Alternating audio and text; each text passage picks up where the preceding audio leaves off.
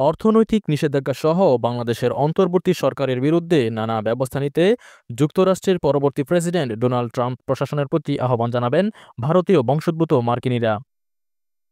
Trump আগামী জানুয়ারিতে ক্ষমতায় বসার পর মার্কিন প্রশাসন যেন বাংলাদেশের বিরুদ্ধে পদক্ষেপ নেয় সে লক্ষ্যে তৎপরতা চালাচ্ছেন তারা। ভারতীয় বংশোদ্ভূত মার্কিন জনগোষ্ঠীর প্রভাবশালী নেতা চিকিৎসক ভারত বড়াই একথা জানিয়েছেন। বাংলাদেশে হিন্দু সম্প্রদায়ের উপর হামলার নিন্দা জানিয়ে ট্রাম্প প্রেসিডেন্ট নির্বাচনের আগে একটি বিবৃতি দিয়েছিলেন। ওই বিবৃতির পরিপ্রেক্ষিতে ভারত বড়াইয়ের বিশ্বাস, বাংলাদেশে হিন্দু সম্প্রদায়ের উপর যে দমন পীড়ন হয়েছে তার জন্য দেশটির বিরুদ্ধে ব্যবস্থা নেবেন ট্রাম্প।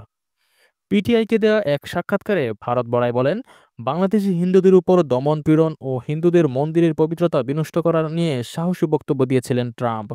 তিনি একজন সাহসী মানুষ। পরিস্থিতি যদি ভালো না হয় তাহলে অর্থনৈতিক নিষেধাজ্ঞার বিষয়টি বিবেচনা করতে পারেন তিনি। বাংলাদেশের উপর নিষেধাজ্ঞা দেওয়ার জন্য ট্রাম্প প্রশাসন ও মার্কিন কংগ্রেসকে রাজি করাতে ভারতীয় বংশোদ্ভূত মার্কিনিরা যোগাযোগের চেষ্টা চালিয়ে যাচ্ছেন বলে জানান ভারত বড়াই। প্রশ্ন রেখে তিনি বলেন, বাংলাদেশে ব্যবসার ৮০%ই তৈরি পোশাক রপ্তানি। এই রপ্তানি যদি বন্ধ করে দেওয়া যায় তাহলে বাংলাদেশের মানুষ কি খাবে?